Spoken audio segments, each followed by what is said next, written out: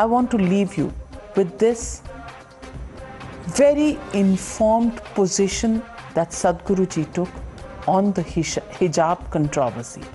Listen in and please write to us what you think about this issue. Let me pick up, the current example of the hijab controversy. In Karnataka begins from a school, then it's not localized there, it just spreads, becomes a national issue in Supreme Court, in different courts, and just look at the way the atmosphere is vitiated. People are saying hijab first, not kitab first. See, whether you wear a hijab or burqa, or you wear a sari, or you wear salwar kameez or a pajama, what you wear, or you eat khichdi or biryani, all of it comes from soil. So soil is a tremendously unifying force. Instead of looking at aspects of life which puts us all together, we are continuously looking at aspects which divides us. Soil is a universal thing.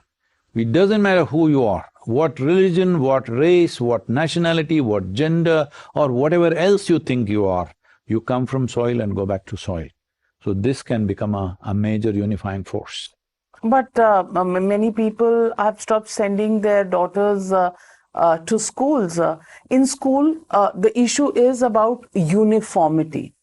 Where do you stand on this? In schools, should children be separated from each other in the manner they look, or should there be a dress code that makes everybody look equal? Where do you stand on it? See, when you're in school, that means you're still considered a child. Below 15 or 18 years of age, you're considered a child. When you're a child, you should not be fed with the poison of division. When you're a child, you must grow free of those things. It's very, very important. How you do it, for each culture, it's left to themselves. But it's extremely important. Children need not grow in the exact mold of the previous generation of people. Whatever prejudices, problems, hatreds, loves we have for each other, this need not be imposed upon children. It's very important. How you achieve it, maybe different people have different ideas how to achieve it, but this is a must, that next generation should not be limited by what we have been limited with, should not be enchained by what we have been chained with.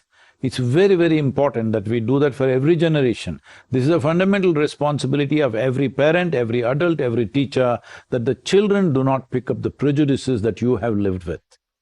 But parents and children, this is not an equation only about parents and children. The whole national politics is involved in it. What do you do in a situation like this? That's not like that.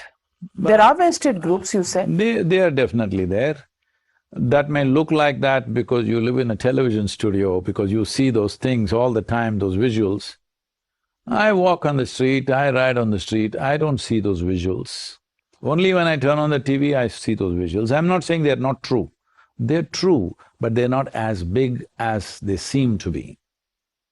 So the fault is ours. I'm not saying that. It's your business to show what's happening there. I'm not saying it's a fault. That is the business of the news channel. You don't show an empty street peacefully, everybody is walking around. What is the point of that? You show where the wound is, all right? There may be a little wound on my body, but that is not the whole body. What do you make of the argument where people say Sikhs are allowed to wear turbans? You're wearing one. I don't know if you describe it as a turban. I didn't go to school like this. Let me tell you my experience. When I was young, for some reason, the usual Hindu way of, shaving your head at some temple, that did not happen to me. By the time I was 3.5, I had such big curly head, all right? So for some reason, I never allow anybody to cut it. So when they put me in a convent school, there they insisted that I must cut it. Then I said, I won't go to school. So they took me to another town. There also they insisted, I must cut. I said, I won't go to school. So I stayed out of school for months. But one day, I'm like 4 years of age, or maybe 4.5 at that time. In the afternoon, after you eat, there is a nap time. When I fell asleep on the bench, they had cut my hair completely. against your wishes, Yes. against the fundamental So right under the I refused to go to Constitution. that school. I got out of that school and I said, I'll never again go back there. But after that, haircut became natural till I became 16, 17. After that, again I have not cut my hair. But now you're allowed not to, but should Yes, it's Article unfortunate. 25 and See, 19 apply? see, that is, they're applying European rules on Indian children because today we have forgotten, in India, if you look back 50 years ago, most of the boys also had plaited hair. So they want to cut that and make us into English people, all right? So unfortunately it is so, because of that enforcement, today a whole lot of young men have everything shaved in their face because they want to look like English people, because that is the ideal way a man should look, not like this. They think this is a natural thing that happens to a man, but they think this is freaky, he's got a beard. No, that is freaky. You don't know why you're shaving yourself. People can give an explanations, but you don't know why, all right? So leave that, it's okay, but at the same time, it's very, very important in a given society, if we have to move forward, we have to constantly look at points that will unify us, not points that divide us. Soil is that aspect which puts all of us together. If you don't get it in this life, at least when you're buried, you understand the same worms eat you, all right?